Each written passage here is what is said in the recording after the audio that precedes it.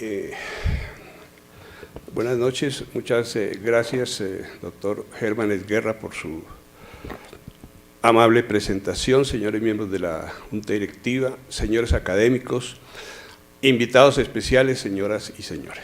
Para mí constituye un honor dirigirme a ustedes para hablar del tema de la relación que hay entre la pintura y la locura. Mi presencia, por supuesto, es absolutamente coincidencial y quien debería estar aquí es el verdadero maestro, el doctor Adolfo de Francisco. Como no está, pues asumo lo que yo pueda, pero obviamente no es una persona que uno pueda reemplazar. Este trabajo se inició para mí hace unos 3 años, cuando en un concurso de la universidad que se llama el concurso Takeuchi, de un profesor famoso allí de matemáticas, obtuve la posibilidad de editar una obra sobre clínica psiquiátrica. En general ocurre que el lenguaje científico es un poco austero, es árido, y también específicamente en la psiquiatría los estudiantes pueden tener preocupaciones o rechazos o ansiedades frente al paciente psiquiátrico. Así que, además de hacer el texto, resolví colocar alguna pintura para ilustrarla. Esto resultó positivo porque en Unibiblos, que es la editorial, me dijeron, esa idea está buena, ¿por qué no ilustra más esa obra y añádele pinturas que le dan un interés mayor? Dije, listo, y me metí entonces al tema de la pintura. Todos sabemos lo que son los pintores, son personas que tienen capacidades y dones especiales, son gente que utilizando colores, pigmentos, acuarelas y sobre bases como lienzos o papeles o cartulinas o también hasta paredes, realizan unas obras creativas que son muy interesantes, que a todos nos impactan y que tienen mucho mensaje, y uno, neófito en eso, tiene que prestar atención a los detalles para ver de qué se trata. Por otra parte, pues la locura es una situación de enfermedad, situaciones especiales. Sin embargo, siempre hay el problema de que al loco se le rechaza, se le discrimina, se le estigmatiza, se le hace ver como una especie de ser totalmente anómalo y como un fenómeno extraño. Bien, entonces, este fue el libro y se fueron añadiendo cosas. Por supuesto me puse, para eso es la vida universitaria, en comunicación con los profesores de pintura, de artes, para que me explicaran muchas cosas que yo no sabía, la importancia de la perspectiva, de los colores, de la luz, de las proporciones, de los temas, de los detalles, y eso me introdujo en un mundo absolutamente interesante, del cual simplemente yo era un espectador más. Cuando uno en cualquier actividad, así sea una investigación científica, un libro, una conferencia, uno debe llevar una serie de ideas y de preguntas en la cabeza para poder realizar entonces el trabajo. Las preguntas que yo me hice fueron sencillas. Las pinturas podrán ilustrarme los problemas de la mente, los signos, los síntomas, los síndromes, las enfermedades, los mecanismos de defensa. Por otra parte, si yo me pongo a mirar pintura, podré interpretar en ella si hay elementos psicológicos o psicopatológicos. Y claro, leyendo mucho libro, como hay tantos, y hay tantos videos hoy tan buenos, incluso hay películas sobre pintores, y como hay tantas personas que saben de pintura, tienen ese don especial, pues fui aprendiendo bastante del tema. Ocurre además, como todos sabemos, que muchos pintores han sufrido trastornos mentales graves. Algunos pintores incluso y muchos artistas dicen que para inspirarse deben consumir ciertas sustancias psicodilécticas. Una vez que ellos salen de su trastorno mental, pintan su experiencia. Otros simplemente se inspiran en la locura y existen escuelas de pintura que son concordantes con la historia, con la literatura, con la música, y veamos. Hay mucho de pintura, hubo mucho de pintura religiosa, y esto tiene sentido por el predominio de la religión. Así que aquí, por ejemplo, Rubens, 1611, el descendimiento de la cruz de Jesucristo, el nacimiento de la Venus de Milo, la última cena de Leonardo da Vinci, y así fue la pintura, la principal, la más importante durante mucho tiempo, la pintura religiosa. Como así también en el mundo la religión tuvo el predominio político, económico, todavía tiene y sobre todo tiene mucho poder económico. Otra cosa que fue surgiendo fue en contraposición de la figura religiosa, en el Renacimiento, pues entonces la figura humana. Y de eso pues todos hemos visto, pues Da Vinci, Manet, Vermeer, Tiziano, y también aquí pongo el cuadro de nuestro querido maestro Hernando Golliévano, hecho por el ginecólogo pintor Fernando Sánchez Torres, que muchas veces… Dalí decía, cuando se hace un retrato, cuando se pinta a una persona, uno está tomando retratos, pero los está haciendo con las manos. Entonces hay gente que tiene esa capacidad tan especial. En algunos de estos retratos, pues, uno espera pues que la gente ya prácticamente vaya a hablar, hay mucho mensaje, hay mucha comunicación.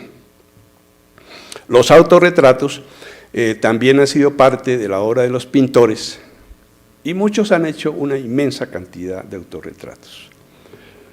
Y la producción pictórica del mundo es no solo de alta calidad, sino de una extraordinaria cantidad. Nosotros sabemos que los libros, por ejemplo, hay 132 millones de títulos de libros, 132 millones de libros diferentes en el mundo.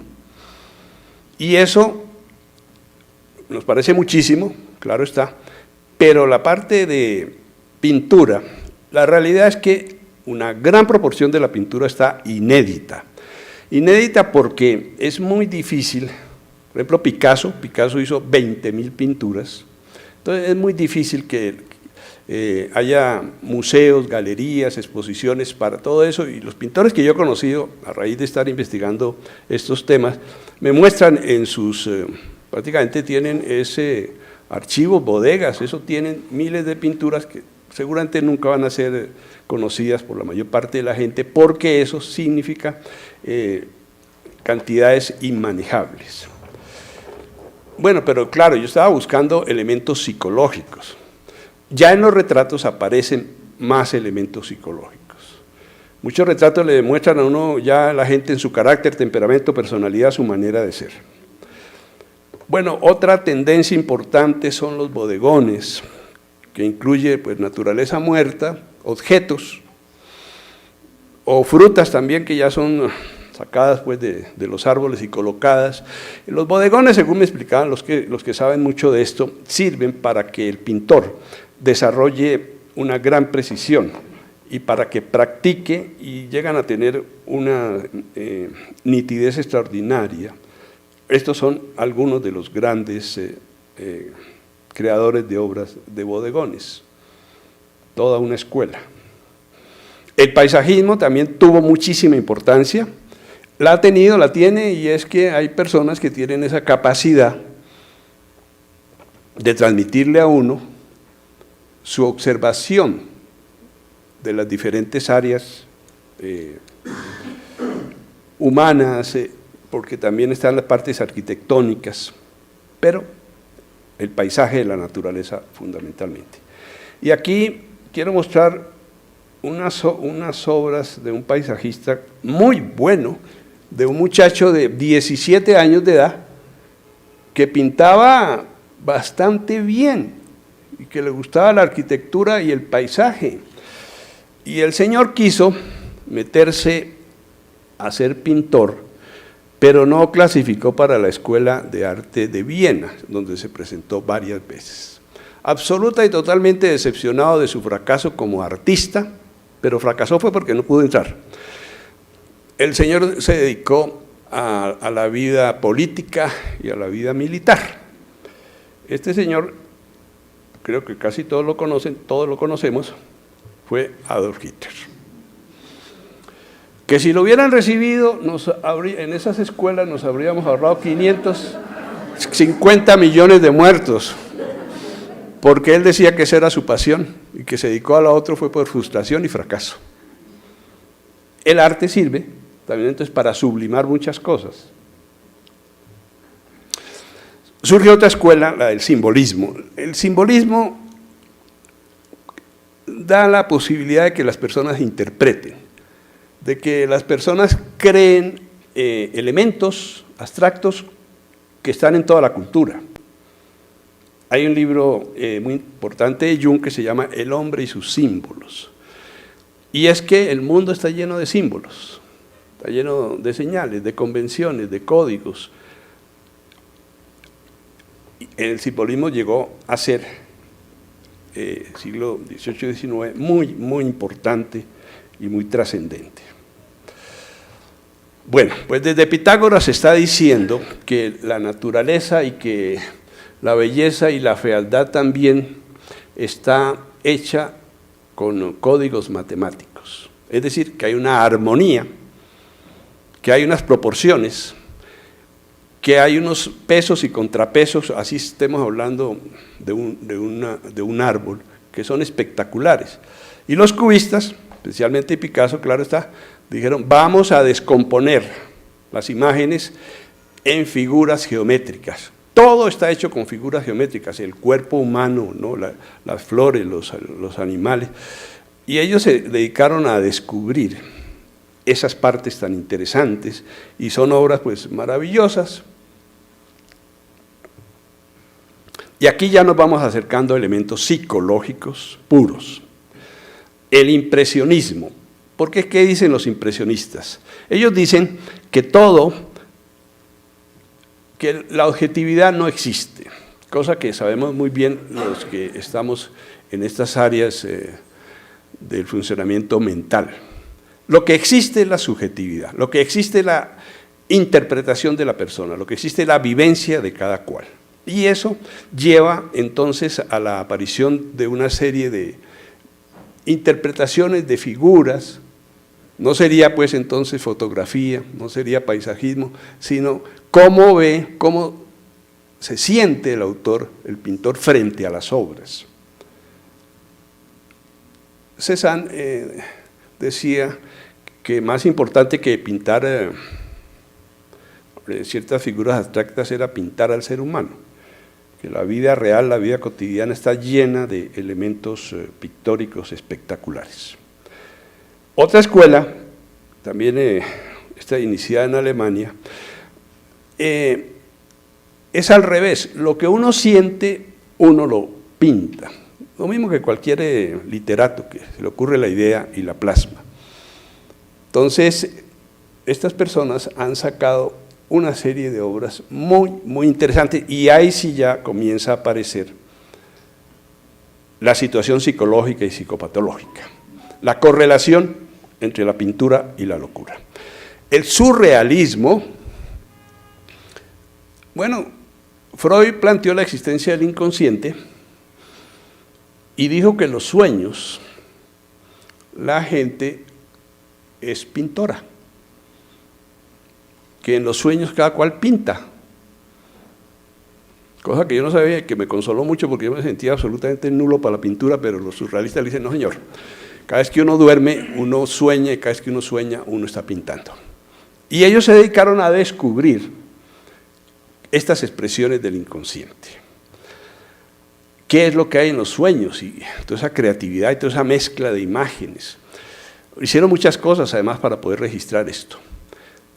Aquí el que estaba a la vanguardia era Dalí. Dalí dijo, yo soy el pintor del inconsciente, cosa que por supuesto puso furibundo a Freud, que Freud dijo, pero ¿cómo ese muchachito allá rebelde, cómo va a decir que si yo fui el que encontré eso?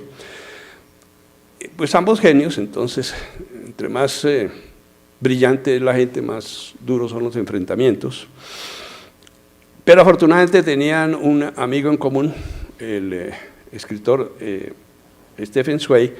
Dijo, no, ustedes no pueden ponerse a pelear, lo que pasa es que ustedes ambos son genios, yo los voy a reunir, los voy a invitar a una comida y vamos a hablar, los tres. Cosa que hizo, y entonces Freud, con esa capacidad autocrítica extraordinaria, dijo, no, yo evidentemente me equivoqué.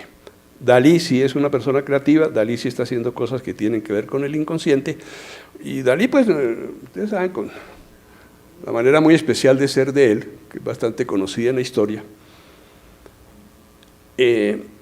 Dalí nunca estuvo loco, pero sí tuvo toda la fama de estar loco. Él decía, tengo todos los signos y los síntomas de la locura, excepto que no estoy loco. Además, el tipo era comerciante y los comerciantes no se enloquecen porque ellos están en lo que están. Bueno, estuve buscando pintura que ilustrara elementos históricos de la psiquiatría, vamos a pasarla rápidamente, la extracción de la piedra de la locura de Bosch, el procedimiento milenario de la trepanación, que hace 6.000 años, cosa que todavía nadie ha podido explicar, a la cuarta parte de la humanidad le hicieron trepanación. ¿Qué estaban buscando? Pues hay muchas teorías, pero eso estuvo todavía, claro, hay tribus que hacen esto, y bueno, ya claro, hay por supuesto cosas sofisticadas que naturalmente ya son científicas, pero la situación popular es histórica, es increíble. La nave de los locos, también del Bosco, y esto atañe a unas situaciones reales. Colocaban a los enfermos mentales en barcazas, los empaquetaban sin tripulación y sin alimentación y los enviaban por los ríos a deshacerse de ellos. Si el loco se lanzaba por la borda, eso era problema de él. Si el barco encallaba y se morían, o se iba a dar al mar, eso ya a nadie le interesaba. Parte de la problemática de la aceptación de la enfermedad mental, que la gente rechaza al loco en todas partes. Goya, y además el título es muy clarito, Corral de Locos, y aquí hay una cosa muy interesante en la pintura, porque cuando la pintura se hace con colores sombríos, oscuros, el mensaje es todavía de más dolor, de sufrimiento, de horror, y entonces le llega claramente al espectador estas imágenes tan interesantes. Y realmente muchos asilos fueron simplemente ahí sitios para acumular locos. Sorolla pinta a Fray Gilabert Joffre. Al loco lo estaban lapidando, aparece este fraile e impide que lo maten. Pero esto es tomado de la vida real, porque Fray Gilabert Joffre, en el año 1405, en la ciudad de Valencia, organiza el primer asilo psiquiátrico del mundo. Lo llamó los santos mártires, porque pues él veía que cómo sufrían los pobres locos. Y aquí pues entonces la pintura, el color blanco contrasta muy bien, hace que resalte la figura. Aquí hay buenas proporciones y aquí la parte arquitectónica es muy hermosa y es muy diciente. Las pinturas hablan, así como dicen los patólogos forenses, que los cadáveres hablan, las pinturas hablan y mucho. Bueno, ahora hablando de los médicos, Broglie, una famosísima lección clínica en Salpêtrière. Aquí está Charcot y aquí está una famosísima paciente que está haciendo un cuadro histérico. Entre los alumnos figuraron Freud y Babinski, y esta es una de las pinturas clásicas que muestra la acción de los médicos y la parte educativa. Porque lo otro que creció a la par que con lo asistencial fue lo educativo en el mundo. Picasso pinta esto, El Loco, esto fue una obra de 1904. Lo que yo he revisado y el libro que estoy entonces para editar es sobre todo pintura clásica. ¿Por qué? Porque las pinturas tienen hasta 80 años de derechos de autor. Entonces, bueno, yo puedo citar a los contemporáneos, pero no los puedo meter en un libro porque además me toca pedirles permiso y a muchos hay que pagarles derechos de autor y entonces así no puedo. Bueno, pero este loco, así, desgreñado, así con estas manos, así, en este caso descalzo, así una figura alargada, dijo Picasso que él se había inspirado en el Bosco para hacer este tipo de figuras. Y estaba yo recientemente ahí frente a la Universidad Nacional en la 45, estaba sacando unas fotocopias y aparece un mendigo casi que idéntico a esta figura que estamos viendo.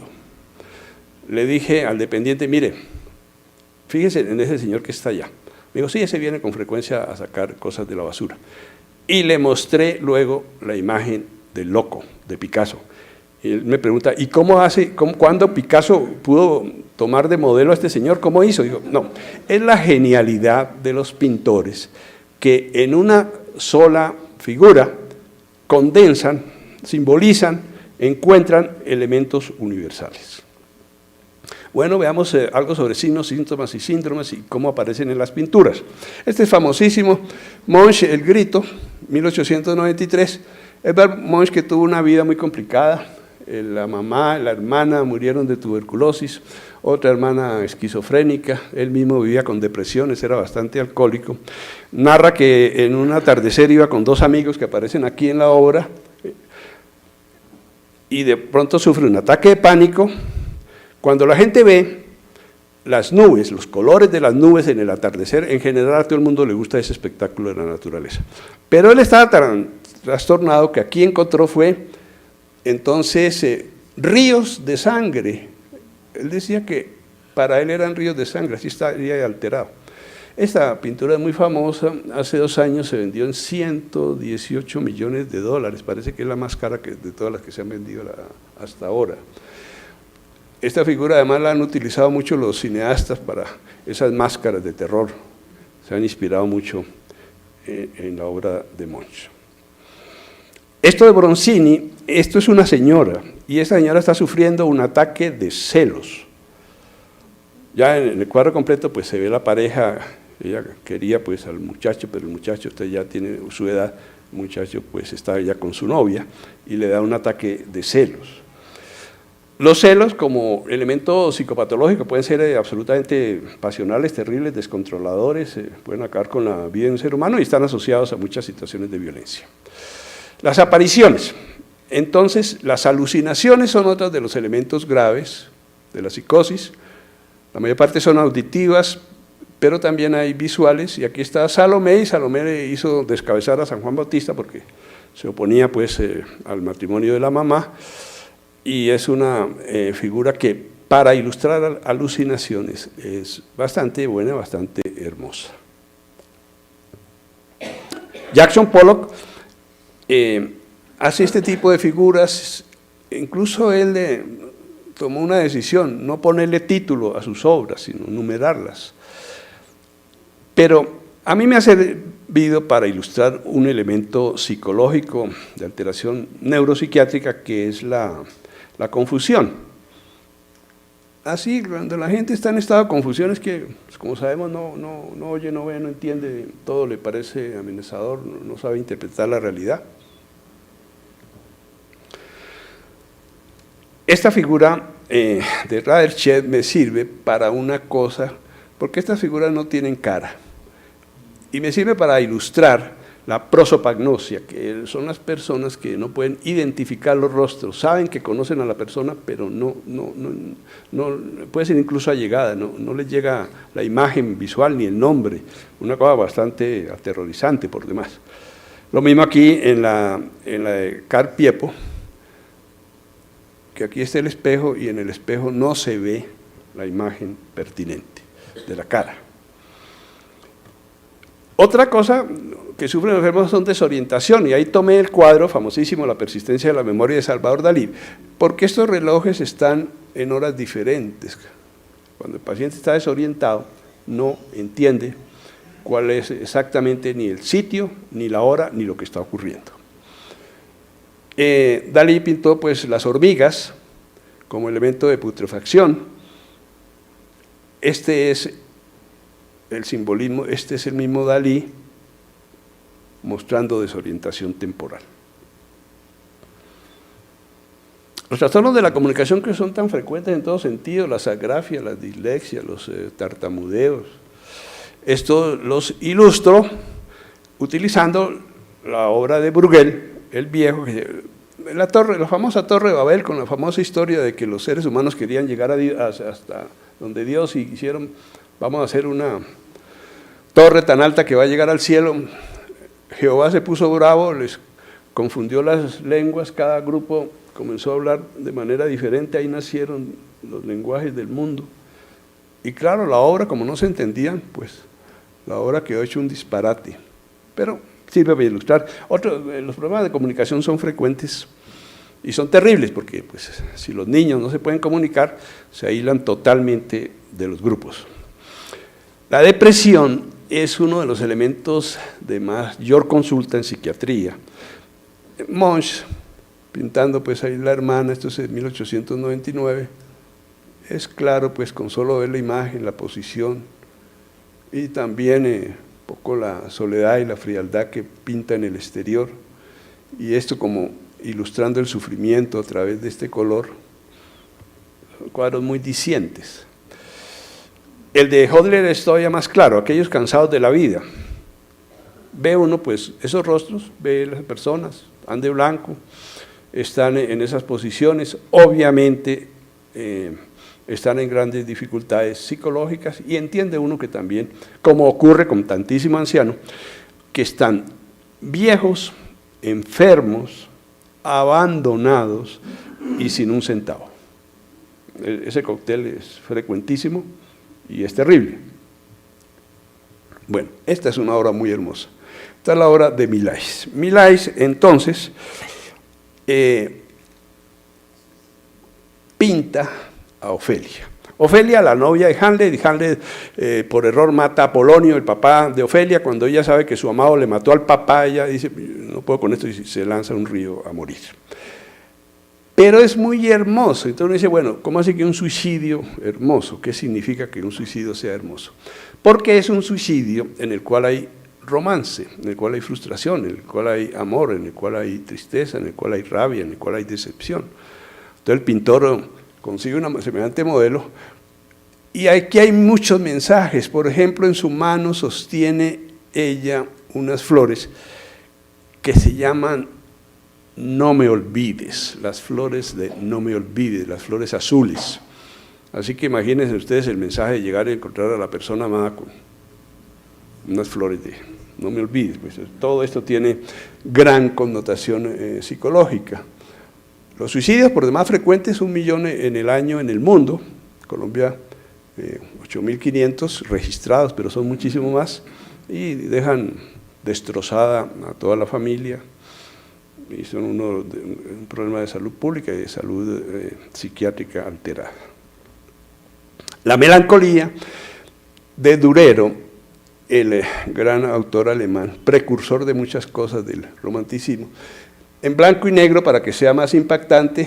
Aquí hay un animal, el perro, que está ahí deprimido y todo esto, y aquí hay una figura matemática, es esta figura matemática, aquí figura agrandada, es una figura de números mágicos.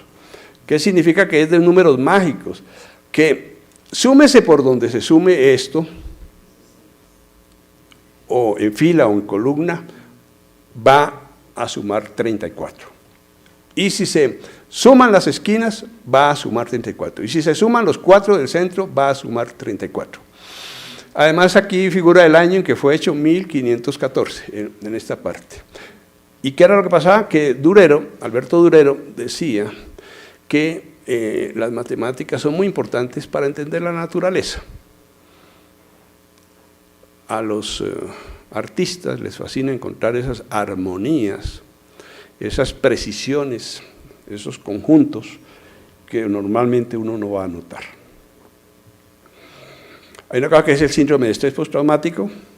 Ocurre muchísimo en todos estos pueblos nuestros donde hay tanta inestabilidad geológica y arquitectónica, y donde la gente tiene que vivir a la orilla del río o en laderas. Y eso deja muchos destrozos, también en la guerra, por supuesto, la guerra deja mucho estrés postraumático. Aquí me sirve, pues, lógicamente lo de Miguel Ángel, diluvio universal, ni más ni menos. Aquí todo el mundo se va quedando sin nada y todo el mundo va sufriendo, y están rescatando a la gente, y hay personas heridas, y hay madres con los hijos, y hay personas buscando, pues, barcazas para salvarse.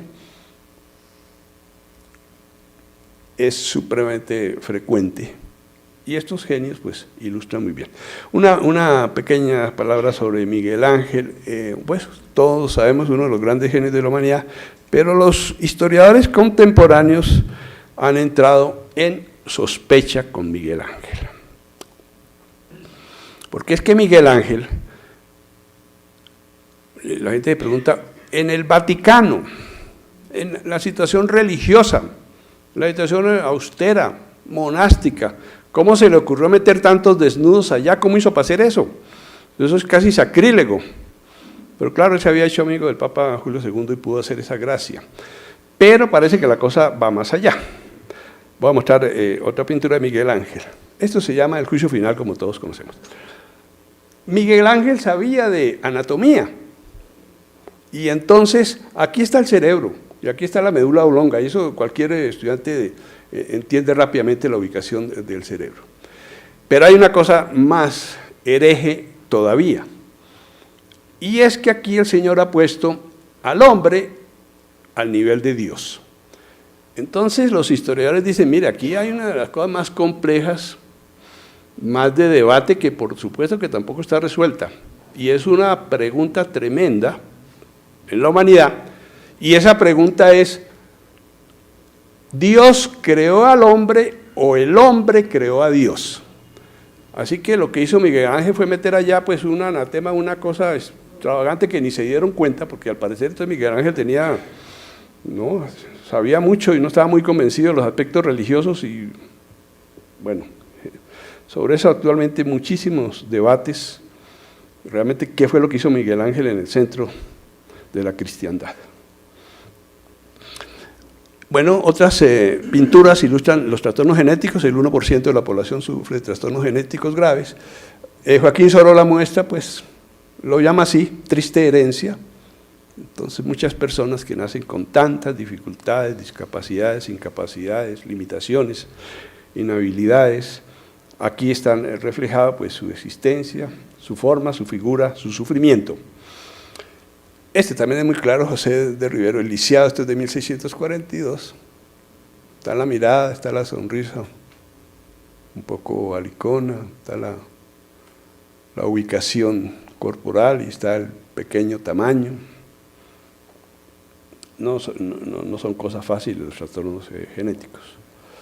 Los delirios que son tan frecuentes, está por ejemplo las visiones del Quijote de Ocampo. Ocampo lo que hace es formar una figura a través de pequeñas figuras, porque si uno se fija, aquí está Don Quijote, pero aquí está Sancho Panza, y aquí está Rocinante, y hay muchas figuras. Los delirios del Quijote eran la justicia, la honradez, la libertad. Póngale cuidado. Cuando uno va a ver si eso de verdad existe en la cruda realidad, pues la sorpresa es terrible. Pero el ser humano tiene el sagradísimo derecho humano de delirar. El de Bruegel el Viejo es muy interesante, el triunfo de la muerte. Calavera, la entrada aquí al infierno, todo el mundo está siendo destrozado, todo el mundo va a morir. Los seres humanos con la idea de la muerte no podemos, nadie puede con eso. Hemos hecho absolutamente todo, la ciencia, la religión, el delirio, el arte, porque con la muerte nadie puede. Y aún así, a pesar de todo lo que hemos hecho, pues sigue existiendo la muerte y es para todos. Entonces son pinturas. También aquí, nuevamente, los colores, que los colores son muy importantes para resaltar la emocionalidad que tiene cada cuadro. Los mecanismos de defensa mental, como sabemos, son unos dispositivos inconscientes automáticos que le permiten a la gente vivir y apartar de su mente cosas difíciles.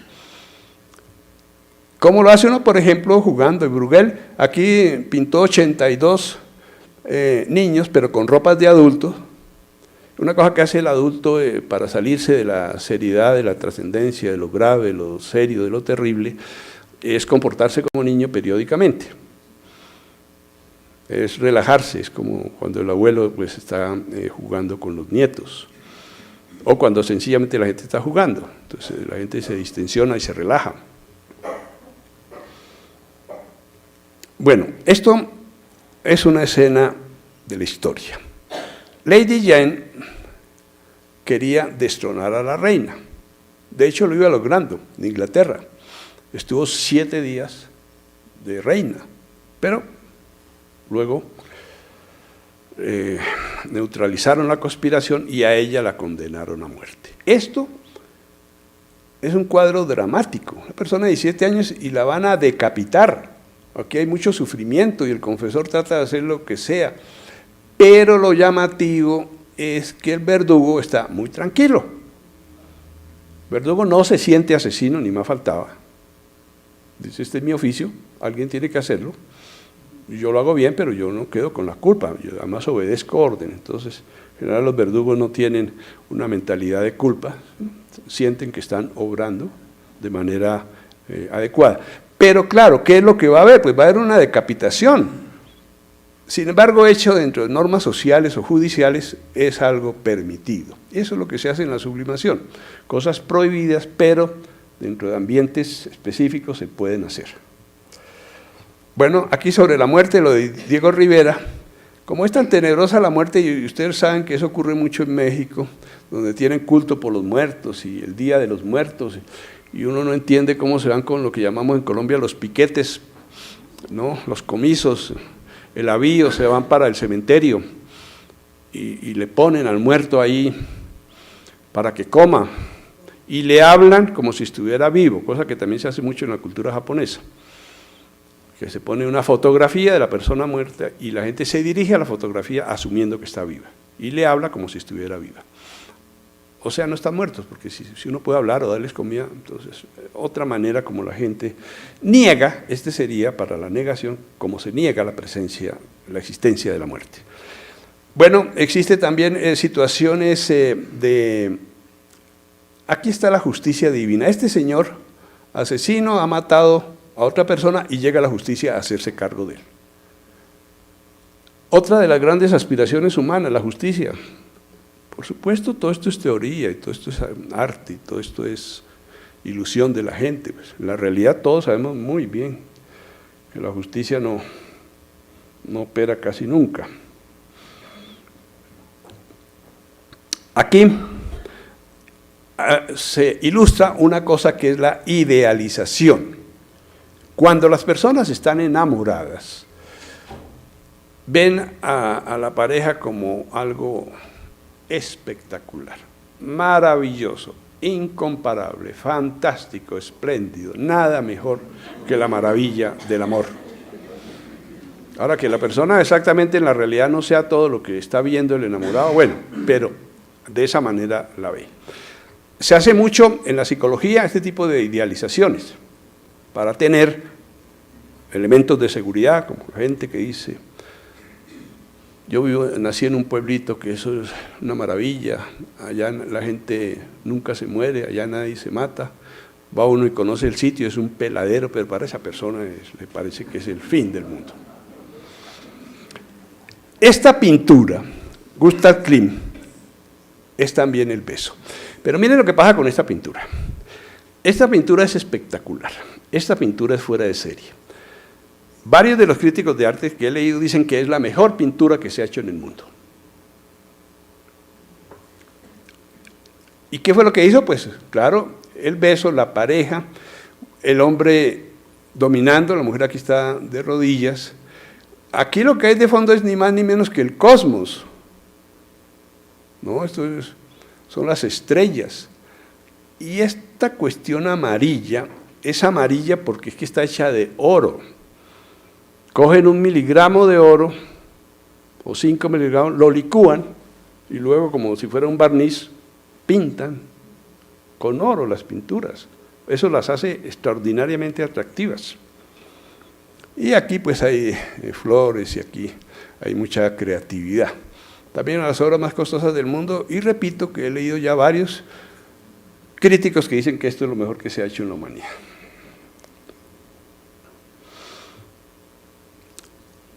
Galatea, que está aquí, que se está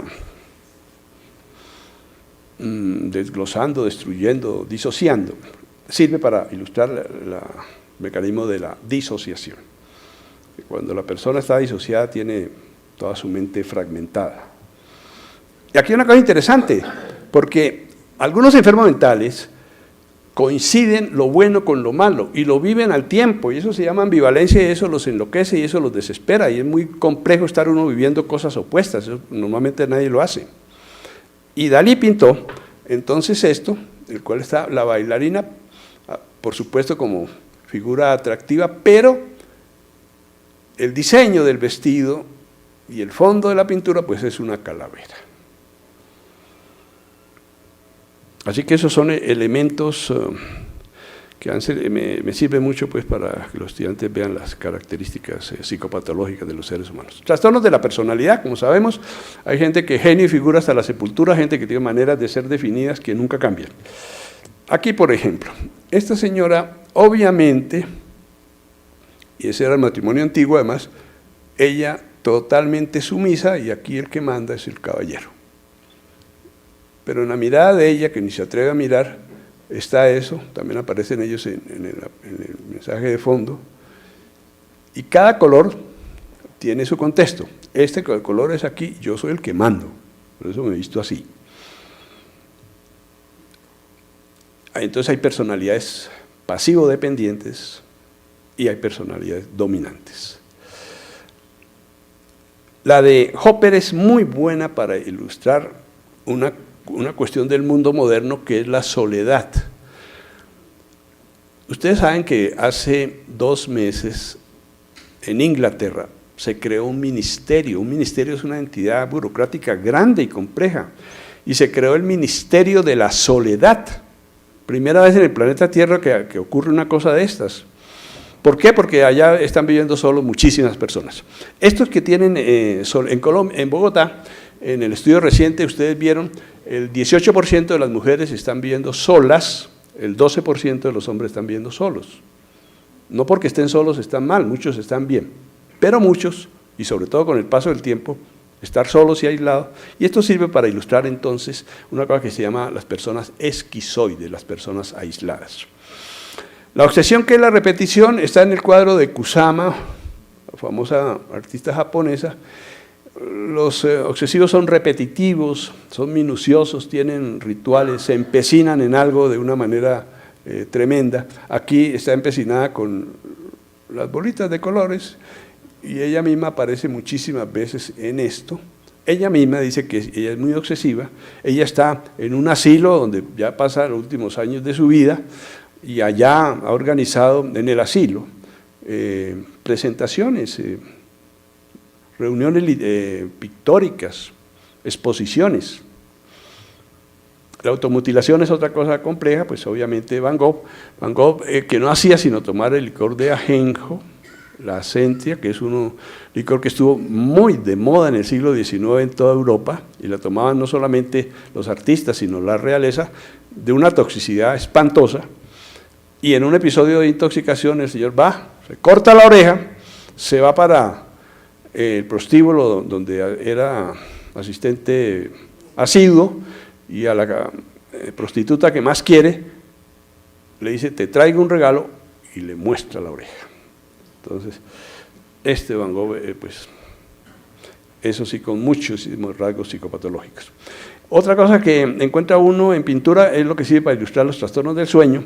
La pesadilla de Fuseli, ella está en un sueño muy alterado y en una posición anormal. Aquí está el incubo, aquí está el incubo, que es el demonio erótico, aquí está un animal, y muestra uno de los problemas contemporáneos graves, que es el sueño. Yo, por mi parte, como si fuera Diógenes con una lámpara, ando buscando un médico que duerma bien, entre otras cosas para que me dé la receta, pero no ha habido ninguno. No he conocido ninguno. Eso lo tienen destrozado, pues, la arquitectura del dormir. También en el sueño pueden producir muchas situaciones delirantes y muchas situaciones extrañas, que aquí están. La epilepsia, que es uno de los problemas entonces complejos, está la transfiguración de Sancio. Este niño está sufriendo un ataque epiléptico, como se creía que era una enfermedad demoníaca y divina, entonces le están diciendo a los apóstoles, la única manera para que a él le pase la enfermedad es que él se convierta al cristianismo. Eran las explicaciones mítico-religiosas de muchas enfermedades. Aquí hay una peregrinación de epilépticos, porque también la gente va a sitios de sanación a buscar mejorarse. El narcisismo obviamente está muy difundido en el mundo, primero yo, segundo yo, tercero yo, y Dalí pinta la leyenda de Narciso, adolescente griego tan hermoso que llega, no le servía a nadie, ninguna persona podía ser pareja de él porque él era perfecto. Un día llega a un lago, ve su propia imagen, esa sí le gustó, se arroja a abrazarla y se ahoga. Y con eso ilustra muy bien el destino del narcisista, que como se cree tan superior a los demás y toda esa serie de cosas, al final termina rechazado y solo. Y aquí se transforma el narciso, después de morir, en la flor del narciso, y también hay muchos componentes aquí pictóricos. Los trastornos psicosomáticos tan frecuentes están, por ejemplo, ilustrados, este dolor de cabeza de George Clooney, esto es de 1889. Es que de veras, quienes sufren migraña le cuentan a uno que eso es como si les estuvieran taladrando la cabeza. Así que ahí está esa representación. La hipocondría, hoy en día con tanto internet y con tanta droga, y eso, la gente cargando botiquines por todas partes, y la gente enfermándose, también buscando ganancias laborales. Otra cosa muy frecuente, los trastornos de la sexualidad, están ilustrados en el Jardín de las Delicias del Bosco, donde aquí lo que hay es como, bueno, aquí es primero la creación del mundo, aquí es la tierra y aquí es el infierno. Pero aquí lo que hay son unas orgías impresionantes que finalmente son castigadas. Pero el Bosco satirizó sobre eso y ordenó pues una serie de cosas que sabemos. Esta la tomé porque aquí, el de Morón, porque es que aquí hay como un amor un poco extraño. Mejor dicho, aquí lo que hay es mascotas. Hoy en día la gente quiere más a sus mascotas que a sus hijos o a sus nietos o a sus sobrinos. Se encariñan de tal forma que eso es tremendo. Incluso recientemente estuve conociendo psicoterapeutas de animales. Yo dije, esto no puede ser cierto, pero es cierto. Entonces, ¿y qué le hacen al animalito? Se ponen a hablarle, y como si fuera una persona, y a darle consejos. Y yo le decía, bueno, pero el animal no lo está entendiendo. Claro que no está entendiendo, pero el animal está recibiendo el tono de la voz, está recibiendo la dulzura, está recibiendo la compañía, y opera y se tranquiliza. ¿Ya? Entonces tenemos psiquiatras veterinarios, bueno. El Bosco, en la mesa de pecados capitales, ilustra los pecados capitales. Los pecados capitales siempre han sido una existencia, un problema para la humanidad, ha sido una cosa difícil. Forma parte del linaje de la ancestralidad humana. Han de saber ustedes que las cosas que hoy en día nos parecen las peores, los peores crímenes, lo peor de lo peor, en alguna época de la historia fue lo mejor de lo mejor.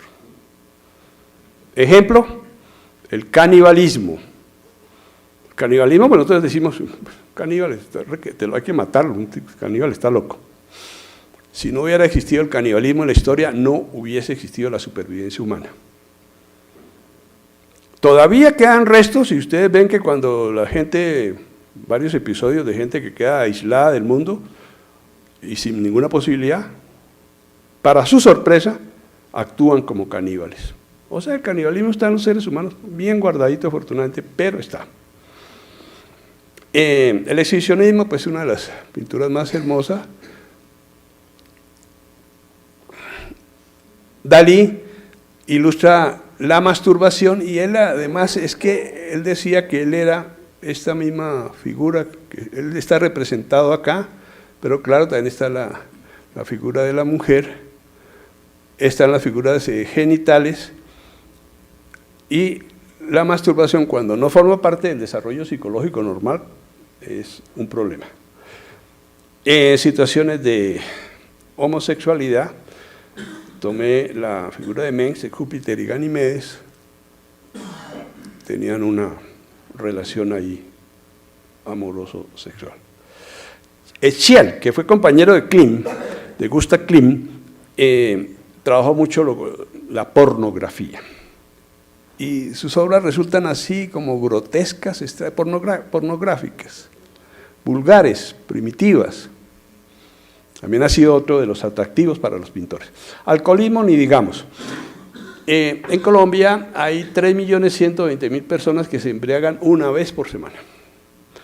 Y hay 2.170.000 que se fuman más de una cajetilla de cigarrillos al día. Entonces tenemos muchos problemas de adicción. Y para encontrar en la pintura, pues entonces obviamente el cuadro de Velázquez aquí, Baco que está llegando, este es un personaje famosísimo, lo mira uno como si fuéramos amigos de toda la vida y el tipo está ahí tomando y aquí están todos para embriagarse. Cuadro famosísimo sobre alcoholismo. Ni qué decir, de una artista holandesa, Jane Leicester, el bebedor alegre. Obviamente está alegre, está feliz, encantado y está tomando vino. Por el contrario, está con bebidas amargas. Y la cara, la violencia que se nota ahí, el grito, la furia. Pero esto, repito, la pintura no es teórica. Aquí en Bogotá muchísimos sectores sociales toman 3 o 4 tragos y salen a pelear. El tabaquismo, tan difundido, encontré una muy buena de Van Gogh, que es esta. Así que yo estoy hablando con los de la Secretaría de Salud Distrital a decirles, mire, pongan en las cajetillas, pongan esta figura, que es muy diciente. El cigarrillo lo mata a uno. Porque ponen ahí cosas que quedan como un cliché, pues, cigarrillo es nocivo para la salud. No, eso no. Calavera fumando. Ahí hay un mensaje descomunal. Bueno, ya voy a terminar, no se pongan tristes, ya voy a terminar. Violencia, conflictos y agresiones. Guernica, sobra decir. 26 de abril de 1937, día lunes, día de mercado. Mussolini y Hitler le caen al pueblo que no tenía ninguna defensa, 32 bombarderos y destrozan esto. La gente cuando ve estas cosas siente tensión, preocupación, molestia, está hecha en blanco y negro, pero precisamente lo que el autor quería con el cuadro era impactar la violencia de los seres humanos y el horror de la guerra. Aquí hay una madre que lleva a su hijo en brazos y el hijo está muerto. Aquí hay gente mutilada, aquí hay animales despedazados, además que era día de mercado. Aquí esta posición de la persona elevando los brazos, que también se ve luego en los fusilamientos de la Moncloa en otro autor, pero que permite eso, la súplica, pero también la impotencia, la desesperación, para ilustrar violencia. La violencia en Colombia, nosotros somos aquí especialistas. Yo digo que aquí todos somos criminólogos, no criminales, criminólogos. Vivimos en un mundo de violencia. Sirvió también la pintura de Borgerú, el Dante y Virgilio en el infierno. Estos son dos estafadores que se agarran allá en el infierno y aquí están Dante y Virgilio observando la escena. El filicidio, Saturno, que le dijeron que un hijo lo iba a destronar y a matar, entonces cada vez que nacía un hijo lo devoraba. Se salvó Júpiter y Júpiter lo destronó. Pero hay filicidio en Colombia, hay fratricidio. Hay un filicidio cada 5 días en Colombia, la muerte del hijo. Hay un fratricidio cada 10 días, la muerte del hermano por el hermano. Hay un uxoricidio cada 15 días, la muerte de la pareja por la otra persona de la pareja. Hay un parricidio, la muerte del padre cada 20 días en Colombia. Hay un matricidio, la muerte de la madre, 1 por mes. Goya muestra una cosa muy interesante, la gente, la violencia la atrapa. Uno dice, ¿y esta persona incluso por qué no huyó? No, ya metidos en pelea la gente se hace matar. Y es muy diciente porque están atrapados por la violencia, por el odio, por la venganza.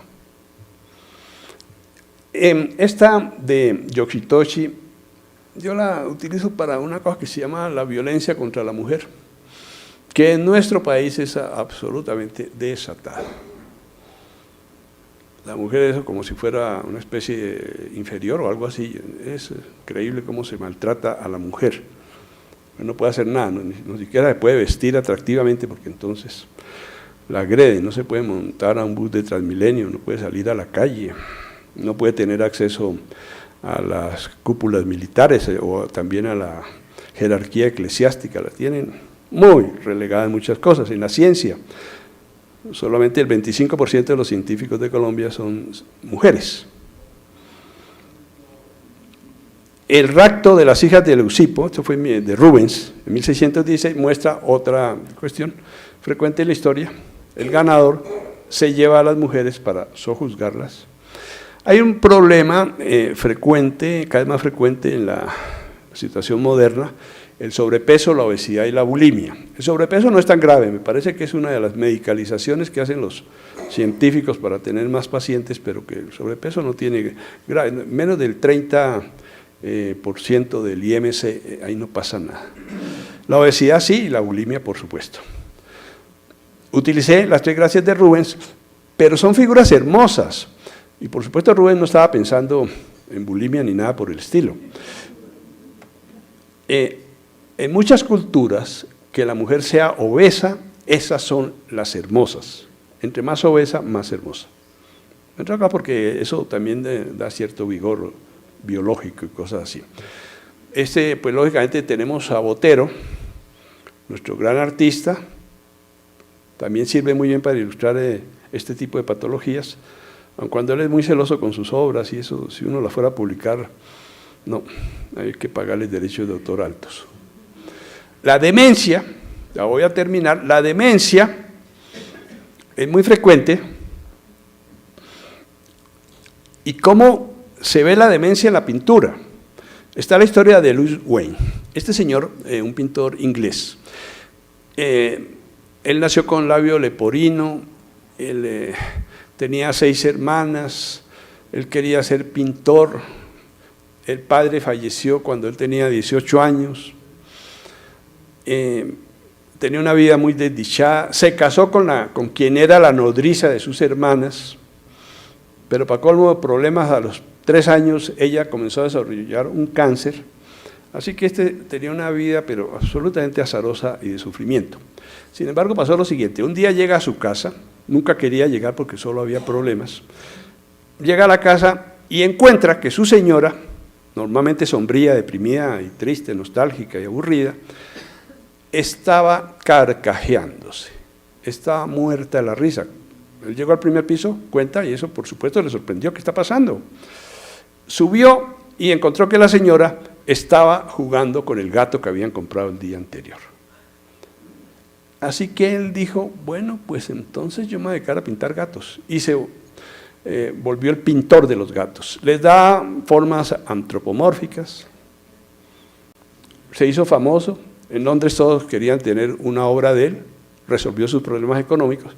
Después, sin embargo, él tenía problemas mentales y con el paso del tiempo fue desarrollando una situación demencial, que quedó registrada en sus obras. Esto es muy interesante, porque no siempre sabe uno el estado emocional del pintor, ni cuál es su biografía, y menos su historia clínica, pero aquí sí quedó una relación exacta. Él pintó, año tras año, el gato, pero estos gatos ya poco a poco van tomando unas formas terroríficas, extrañas. Por ejemplo, pues sabe uno que es un gato, porque además él tenía formación artística y se podía ver mucho de sus obras, con simetrías y con colores adecuados. Aquí si no le dicen a uno que esto es un gato, esto ya uno no lo identificaría, y lo mismo acá. Le progresaba la demencia y en sus obras se reflejaba. Otro de este estilo, Utermohlen, también un gran pintor, él le gustaba mucho hacerse autorretratos, desarrolla demencia y como parte de la terapia ocupacional le piden que pinte cuadros. Y la enfermera tuvo la precaución, o no sé si fue la terapista ocupacional, de recolectar esos cuadros año tras año y mostrar lo que iba pasando en la pintura que reflejaba lo que iba pasando en la mente del señor. Aquí es a los 22 años, ya cuando comienza la enfermedad, ya las formas son grotescas, ya son siniestras, ya son imprecisas, ya son confusas. Si a uno no le dicen que esto es un autorretrato, pues uno no lo sabe. Y termina en esto.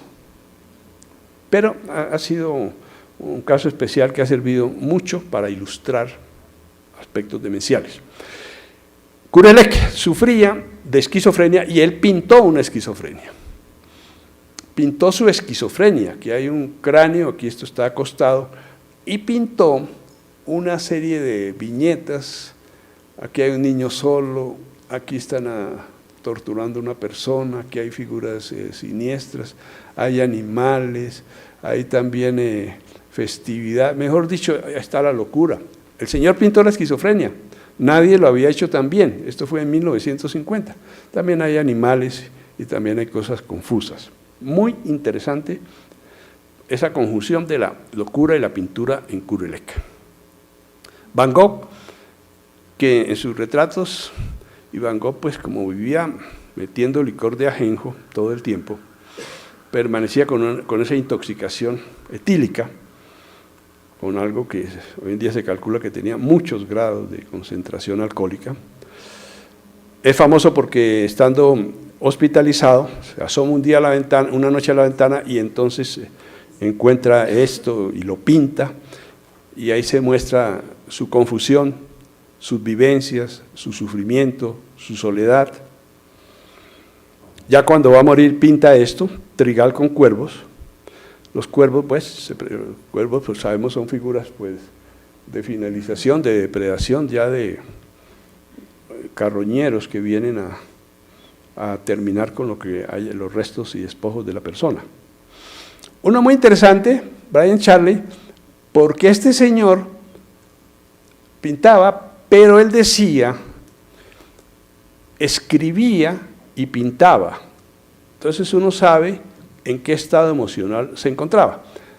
Aquí dice pues que tiene una serie de animales que le salen de la cabeza, aquí dice que no puede ver, aquí siente que hay burbujas por todas partes, aquí siente que hay todo un nudo en su alma, aquí dice que le están hablando, hay una boca gigante, lo mismo acá. Aquí dice que alguien quiere penetrar en su cerebro, aquí se siente destrozado, aquí utilizaba muchas arañas y muchas figuras y leyendas. Hay una que aparece ahí de Bob Dylan, el famosísimo último premio Nobel de Literatura, en el cual, y está la leyenda ahí, en que dice, el destino me dio las cartas equivocadas. Miren esta disociación de los ojos, disociación corporal, aquí dice que siente como si la gente estuviera tomando su cerebro como si fuera una diana y enviándole cosas, aquí tiene el corazón roto, aquí le han vaciado el cerebro, lo pinta alegóricamente con unos huevos, aquí dice que todo ha terminado y evidentemente 2 horas después se suicida de pintar a este se le pudo seguir muy en detalle su psicopatología. Bueno, 2 cositas más, la mitomanía, la mentira sistemática, exagerada, quedó bien ilustrada en la obra de von Will sobre el barón de Munchausen, que es un personaje que después de la guerra austríaca llegó un poco tocado, pues lesionado, y comenzó a contar historias extravagantes de la guerra. Él decía que para atacar al enemigo él se hacía enfrente del cañón, cuando se disparaba la bala él se montaba en ella y de esa manera llegaba a atacar al enemigo. En otra oportunidad se estaba hundiendo en un pantano, iba a caballo y comenzaron a hundirse en un pantano, pero como él tenía tanta fuerza, cogió y se levantó él mismo su cabello y se sacó él solito del pantano. Esas eran las historias. La mitomanía es relativamente frecuente, la ludopatía, Este es Cézanne el que dice que es interesante la vida cotidiana. Jugadores de naipes. El juego es muy bueno, el juego distrae, el juego anima, el juego socializa, el juego desarrolla capacidades. Un niño que no juega es un niño gravemente enfermo. Otra cosa es la ludopatía, otra cosa es querer vivir de la trampa o meterse en problemas económicos por andar buscando premios. El síndrome de Capgras es entonces una alteración psiquiátrica en la cual la persona conoce a esa persona, usted es mi primo, pero no, usted no es mi primo, usted fue reemplazado. Hay una persona que se metió dentro de usted y usted no es mi primo. Entonces, se sustituyeron, se falsificaron, se robaron a la persona original y la reemplazaron. Es una entidad rara, pero muy significativa, que también fue muy bien ilustrada por Di Bartolomeo, lo mismo que por Rossetti. Se encuentra la persona, ellas mismas, y no saben quién es quién, porque como hay falsificación de la imagen, esto es muy complicado. Bueno, entonces, el libro que estoy haciendo, terminando, reúne 80 obras clásicas vistas desde el punto de vista psicológico, psicopatológico, psicoanalítico y psiquiátrico, y también desde el punto de vista histórico. El diseño en el cual va a salir el libro, sería una página completa, aquí en la diapositiva sale al tiempo, pero no, una página completa, a un lado está el loco, está la pintura, al otro lado están los elementos psiquiátricos y los elementos biográficos. Va a ser una obra, yo sé mucho de libros porque eso es lo que yo vivo haciendo.